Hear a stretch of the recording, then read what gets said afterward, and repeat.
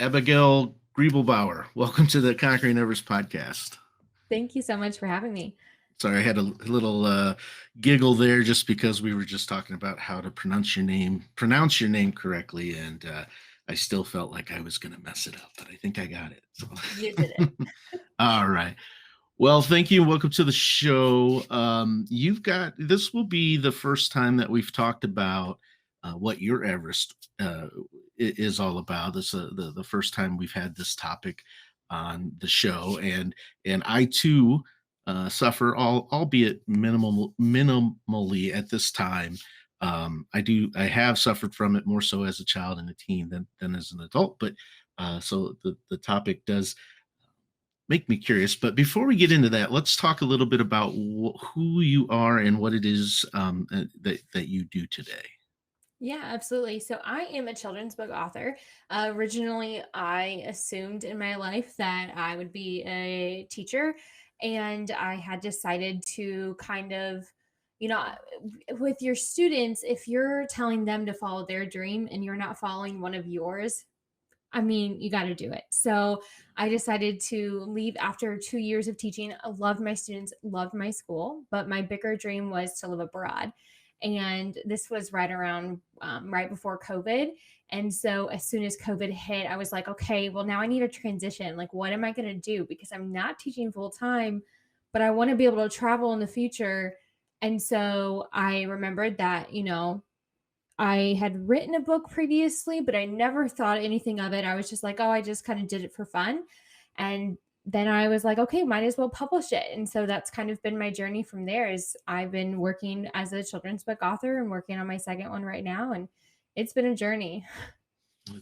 Yeah, and it's been a journey because what we're going to talk about today is something that could certainly make it difficult not only to read but to write the book. So let's talk a little bit about what your Everest is and how you've overcome it. Yeah, absolutely. So I am dyslexic, which it's actually super common. Like you said, you have it too as well. But it's like 1 in 5 people, as many as that.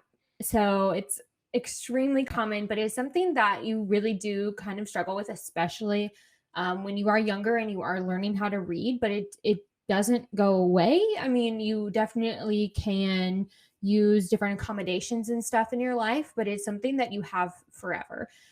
So it's definitely something that I have learned how to accommodate for, but I have to overcome it every single day because it is just part of who I am.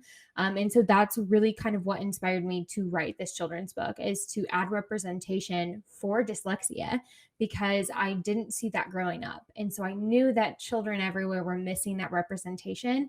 And it just made me so sad. So I was like, you know what? Enough is enough. I'm going to write the book. So Yeah. that's what I did. And how old were you when you first were diagnosed with it? Yeah, so I got diagnosed in second grade. So I was very fortunate in the sense that it was diagnosed pretty young. But it's definitely something that I was able to have accommodations for from then on, which really helped me succeed in academics. And and having dyslexia, did it cause any um did you struggle not so much with learning or reading or anything like that, but did you feel growing up, especially in the young years, leading into high school, did you feel like you know you were quote unquote different than the other kids, things like that? Because I know a few people that have individual learning plans through their schools for this kind of accommodation or something very close to it. And that's one thing I've heard is they've struggled a little bit with self-esteem because they feel like they're different. Yeah, absolutely. It's if you get pulled out of a classroom to work on things, I feel like you feel different automatically. But it was needed for me to be pulled out to have that time. I think it would have been worse had the teacher come in and worked on this stuff with us in there. I even got pulled out actually for lunch and recess once a week when I was in middle school to tutor. And so at that point, I was still learning how to read on flashcards. And so it was just myself and my tutor, but I remember trying to eat at the same time as trying to read. And that was always like the worst time to try to figure that out. But yeah, I definitely knew something was different. But I was very fortunate again to have um, my one of my best friends also be dyslexic. So we got pulled out together and were able to kind of have it be a little bit more fun than it was like downgrading, I guess. And then my brother also has auditory processing disorder. So his is he was also being pulled out. So everyone kind of like that was closest to me was getting pulled out. So yes, it made me feel different because I wasn't like everyone else, but I was very happy with the people I got pulled out with. Yeah, definitely. I can see where that would make a difference when you have support, support that you interact with on a day-to-day basis there with you. But as you approached into high school, what kind of student were you? Were you a straight A student? Were you middle of the road? I asked because in high school, I never really asked for any accommodations, probably more so because I was insecure enough and I didn't want to add another thing to that list. So I was a C student. I feel like I was an A student, but I was just getting C's because I wasn't doing my work. Um, I would study, but very little. So I just got by. I got by with it, never wanting to ask for help. How about you? Were you a good student or? So I think that my parents definitely instilled the value and the importance of education because they would sit down and really work with my brother and I all throughout grade school. It wasn't until high school when I started accommodating for myself and really like talking to my teachers and really advocating and saying, like, this is what I need and this is why I need it. That really kind of more like empowered me in high school, but it didn't really. Become that way, I don't think until college, really, where I saw like, oh, this is like empowering me. In high school, it was just like, oh, I know I need these things, and that's about it. But I think grade wise, I don't remember in grade school particularly, but I know that in high school, it was mostly A's and B's. I definitely was, again, my parents, they really wanted high grades, so I made it work. Well, that's good because when you can self advocate for yourself and tell the teachers and those counselors or whoever in school, hey, this is what I'm going to need to be successful. That really will go a long way, and that's I think anytime in life, even when you're an adult and you have that job, you've kind of got to. If you're not your own biggest fan, who's going to be? And that was the one thing missing for me is I just like to hit the background and a lot of folks that or I shouldn't say a lot, a few folks that I know that have children that struggle. Um, that's kind of whenever I've talked to them, that's kind of the same. Well, he just doesn't advocate for himself, and so I think that's a great point that everybody needs to hear is you got to empower yourself to take action because you know best, obviously, what you need. What was your motivation for becoming a teacher? Was it just something that resonated with you or? So my best friend who is also dyslexic knew that she wanted to be a teacher like forever. Like that's been her dream. She loves working with the little ones. She was a kindergarten teacher and now she's like a reading specialist. And so I think that kind of had an impact on my decision. And originally going into college, I was like, yeah, I'm going to be a teacher. And then I saw the opportunity to study abroad. And I actually went into my university with an international studies and a global business major. And honestly, the only two reasons why I had that were because it said global and international. So, like, I didn't really know I was getting into. And then after the first year of classes and everything, I worked at a summer camp for a very long time. And going back to summer, I was like, wait, if I don't become a teacher, I can't do camp. Like, I'm going to have to be stuck in, the whole entire school year. And that's where I was like, you know what? I love kids so much. Maybe I'll go into special education because dyslexia was something that was so important to me by that point and something that kind of was growing as a passion. And so that's when I transitioned over to special education, elementary education. And it was actually a week before I left for my study abroad sophomore year that I changed it. So So you did get to leave the United States for a while before COVID hit. Um, and did you have to return then when COVID, so, or were you out there for a while still? So it was 2014 when I went to study abroad. So it was um 4 months that we lived like in this manor. It was the one of the coolest experiences. It's like this huge manor in the countryside of England. Like you cannot get better than that, I feel like, as a study abroad experience. And then I actually went back to England and France and Germany in 2019. I went to Paris twice that year. So I was in Europe the year before COVID hit, and I was traveling and stuff, but nothing was kind of very specific on, oh, I'm going to live here at all. Like nothing was really working out to be able to live over there. And I had interviews and everything. And I was like, what in the world is going on? And then COVID came and I was like, okay, everything happens for a reason. It was a good thing I'm here. So If COVID would have never been a thing and you would have been able to continue your travels, do you think you would have become an author? that's a great question because I don't know. I think that having to pivot because of COVID was a huge factor in starting this journey.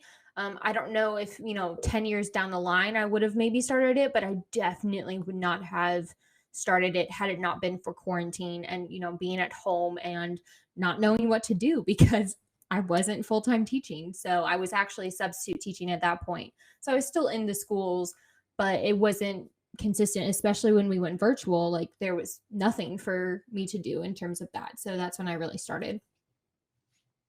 Gotcha. And you'd said you had written your first book had been written for some time, but then when the COVID hit and you came back to the States, that's when you said, "Okay, I'm going to see, if I can get this published." Uh, what was that process like? Question about so when you decided to publish the book, you travel was off the board because COVID. You were only teaching part time. Financially, stability wise, what was that process like? What was going on in your mind during trying to get this book published? Yeah, absolutely. I had like the best parents in the world, I feel like, because I was able to kind of, live with them. I feel like a lot of people came home during COVID, and that's something that I will forever be extremely grateful for because I didn't have to pay my mortgage, I didn't have to pay rent, I didn't have to pay for lights and all the stuff that comes with the housing. So I think that was significantly helpful. And then I actually invested in a course using credit cards because I was like, this is something I'm really passionate about. This is something I really want to do. And so I invested in learning and having a coach and everything. And I think that was absolutely needed. I know that you had said something about fear, and the fear of publishing, Mhm. I would not have been able to overcome without that course and those coaches that I had during that process. Because it is something that is very hard to overcome. Like people are going to review your book, people are going to talk about it, and some people are not going to like it. And that's just part of being an author, and that's okay. Yeah. Yeah, and the things you said there, I think transcends even, transcends into all aspects of life, and that is having a good solid support structure behind you, people that'll support you and be there for you and help motivate you. But then also the other part of that is having somebody that's been where you want to be or is where you want to be to coach you and mentor you through the process. So I think that many times folks won't put those two things together and they grind through it hoping something good will come out of it. Yet you had the ability to get your coach and your support structure in place. Let's talk a little bit about your books because you now have more than one, correct? The second one we are hoping to publish by the end of this year. So I Okay. know the topic, I know what it's going to be about, but the illustrations aren't done and we're still working on the formatting and stuff. Okay. So the book you have out there now, let's talk a little bit about that. Yeah, so it's titled is D is for Darcy Not Dyslexia, and it is about Darcy and kind of her journey through school. It's in part based on my own school experience and kind of really struggling to read out loud and having that fear and anxiety during that time, and then spelling tests, getting that back and having that be an F every single time almost. That was something that was like extremely difficult to overcome. And then also, we tried to showcase the strengths of dyslexia as well. And one of those is creativity. And so, Darcy's a really fantastic artist, and that's really displayed well in the book. Okay. And can you talk any about the next book, or is it still too soon to get into? So we know that the character is going to be a child with ADHD, and I is going to be involving community theater this time. I wanted to make sure that the next book didn't have necessarily school, because ADHD, dyslexia isn't just something that affects you at school; it affects you in life. So I think that's something that I really wanted to showcase. As question just popped in my mind that did you ever have any naysayers in your life that said, "Oh, come on, Abigail, you've got dyslexia, you're going to write a book." Did you have any of that, or any doubters? I think when I was younger, definitely like people, especially in grade school, kids are young and they Yeah. don't really know anything in terms of like what you're going through. They don't understand what dyslexia is and all of that. So I definitely think when I was younger, we were, people thought that we were dumb, thought that we weren't smart, Mm, that we got pulled out because we weren't like everyone else. And we're not like everyone else, but we're not dumb. We have yeah. so many strengths and all that kind of stuff. So I think that definitely kind of, when you're young, that makes an impact on you for life until you kind of work through those and figure that out.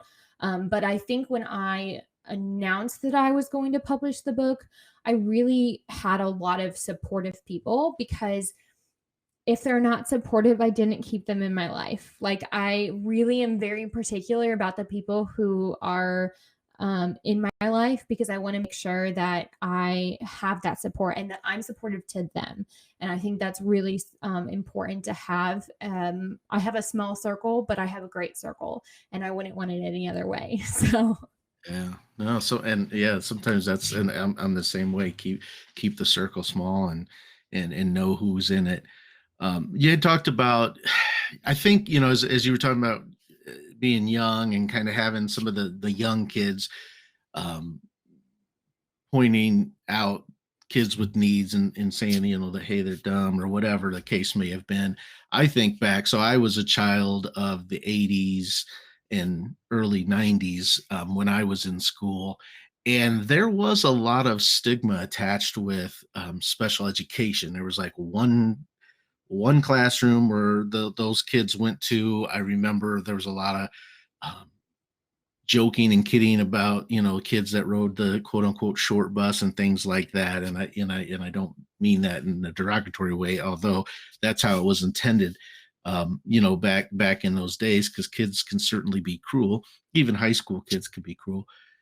Do you think, being in the teaching profession, do you think it's becoming more accepted today as we get to know more about mental health and special needs as far as in education? Do you think it's that some of that teasing and bullying has tapered off in these years that we're in now, as opposed to earlier on?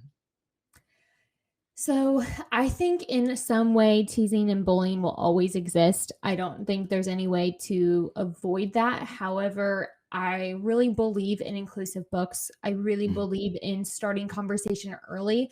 Not every classroom is going to have a student in a wheelchair. Not every classroom is going to have a student who maybe has a limb difference, or something that's not visual, like ADHD, or sometimes autism, or whatever it may be. if we have books to be able to provide that experience without it actually being inside their classroom, I think opens up a world of understanding and acceptance before they actually have that experience. Or better yet, if a student is in their classroom, opening up and starting that conversation and allowing that student to really describe their experience and talk about their experience if that's what they choose to do. I know some students would say, yes, I want to talk about it. Like, yes, let's have a conversation. And some other ones are super shy and they're not maybe ready for that yet. So I think, if you have a student like that inside a classroom, it's really important to ask them first and figure out if that's something they truly want. But if you don't, like, inclusive children's books, like, you can't have enough. Yeah, that's a great point because if you have those conversations and they're you're honest up front about it, and I think it helps break down some of those stereotypes, that every kid that has, whether it's a learning plan or special education class, you don't know what that limitation is. It could be something really simple that doesn't, you know, take away from who that person is, but rather just, they're a little bit, maybe they learn a little bit slower, they read a little bit slower, whatever the case may be. So I think that's a great point. Um, let's talk about your website and what people can expect to find if they go out and visit it. I have it here in front of me, but my eyes can't find it quick enough. So I'll let you introduce it. Yeah, absolutely. Our website is thepassagepress.com. It's what we publish under, Cecilia and I, the illustrator. And we, on our site, currently have our one book. We will add the second book as soon as that is live and on Amazon. And I think it'll probably just be on Amazon first. It took a little bit of time for our first book to be at Barnes and Noble and Target. So that'll be probably a little bit longer for those. But the one really cool thing that you can find on our website is something called the ICB Fund. It's the Inclusive Children's Book Fund. We have 10% of our profits actually go to this, and we are trying to get as many inclusive children's books into classrooms as possible and free of charge for teachers, because as a former teacher, I know how much I spend on my classroom. So I don't want to ask teachers to be able to do that. So I definitely want to provide that free of charge for them. I work with some amazing other authors who are inclusive and have just done phenomenal work in their own way. And so on the website, you can find their books, what they publish under, and who the author is as well. Right. And are you doing any sort of coaching, helping new authors now, or is that something you've thought about? That's not something I have thought about, but a lot of people have like mentioned like, oh, I want to write a book, especially in my closer life when I have people around me and they ask me about the book and they're like, oh yeah, I have this idea too. I think everyone has a book idea, or even if you don't think you have one, I think you do. You just don't know it yet. But I think it's something that you have to have a really strong why. If your why isn't strong enough, it's not going to happen. And so I think if individuals in my life who I'm close with were like, hey, I'm really interested in this book, I really want to write this is why, I think I would help them. I don't know if I would necessarily coach right now, but I can't say never, so who knows. Never know. And I'm gonna put you on the spot a little bit with this question, although I don't think you'll have any trouble with it. Uh, you know, uh, Demographically, more adults listen to this podcast than teenagers or youngsters. But for the adults listening that may have a child that's struggling in school, maybe they're struggling with the stigma behind, learning disability, whatever the case may be, what what advice could you offer that parent, and what advice could you offer that child? hmm I think first and foremost for parents, patience is something like it's really hard, and your child's going to get upset, and I say that because I was upset with mine when as we were struggling to get the homework done and stuff like that. But I think patience is something key, but also finding something that your child is great at, like get them involved in different things. And it doesn't necessarily have to be like a paid thing. Like you can find dance videos online. You can go play soccer in the park. Like, it doesn't have to be something that, you are paying for a coach and you're paying for classes or whatever it may be. But I think trying to find something that they do enjoy is something that's really, really valuable, especially if they're struggling in school, because you got to go to school, 5 times a week, most times, all the time, except for summers and breaks. And that it takes a toll on them for sure. So I think patience and finding something they're good at would be my top 2 tips for parents. And probably the third thing for them would be just be in communication with your teacher and really advocate for them. I know my parents advocated for my brother and I so much, constantly, all the time, to make sure we got what we needed, because you know best and your child knows best. So that's kind of what I would say to parents. To advice for kids, I would say persevere. It's going to be one of your strengths in the end, because you're learning right now how to overcome everything that's challenging and find stuff that is helpful. Don't be afraid to highlight your book. Don't be afraid, obviously, as a former teacher, I should probably say, make sure it's not a library book or something like that. But definitely, just don't be scared to try different methods of how to learn. And that will be really helpful. I know that for me, learning vocab, I had to have flashcards, the word on the front, the vocab on the back. And I would always do these little tiny tricks of, like, I don't know, I'd cut, beautiful. Everyone knows how to, do that one. Wednesday, everyone knows how to do that. But I would even do like certain letters for the certain words on the vocab. So that worked for me, but you got to find what works for you. And like I said, with the parents, find something you're good at. As a kid, they can do that too, whether it's them drawing or writing or whatever it may be. Very good. And what's next up for you? I mean, I know you have the book in the works right now, but beyond that, what's next on your path? Yeah, so Dyslexia Awareness Month is coming up. It's in October. I think it's going to go live in October. So Yep. it is Dyslexia Awareness Month. And this month we are putting together a 50 states virtual book tour, and I'm doing free author visits, 20 minutes per state. So far, I've gotten 5 states already. I know who the people are. They're not scheduled yet, but I know that those states are covered. So I'm still working on the other 45, but I actually just announced it today. So it's something that I'm really looking forward to, being able to go into classrooms and start these conversations. I think really helps with that understanding and acceptance in the classroom, and knowing that, when a student is leaving or a student is having extra help, it's because they need it, and it's because it's going to help them succeed. So I think that's something that's really, really valuable. And I'm looking forward to the end of the year with our next book coming out soon as well. I think the response with this first one has just been so overwhelming and so fantastic that I can't wait to see what happens for the next one. And for anybody listening, obviously I'll have all the links for social media and the website and everything for Abigail in the description below. And as far as the next or the current book, it sounds like you can find that Amazon, Barnes and Noble, about anywhere that books are available for sale. Any final thoughts or words of wisdom as we get ready to wrap up here, as far as it could be for parents, kids, anybody?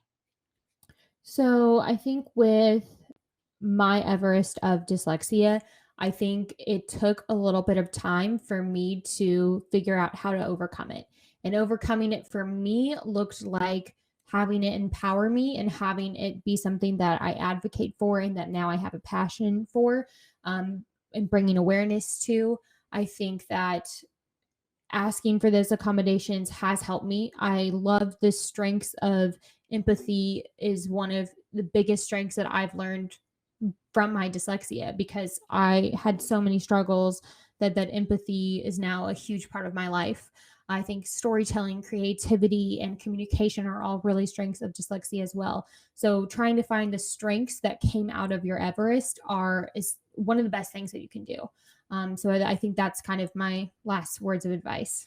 Yeah, that's perfect. And that's what this podcast is all about is just keep fighting the good fight, overcoming it, because then you can lay the groundwork and the foundation for others that are struggling as well. So Abigail, I appreciate you being on the show. I will definitely follow your path via the social media and websites, and look forward to seeing what the future holds for you.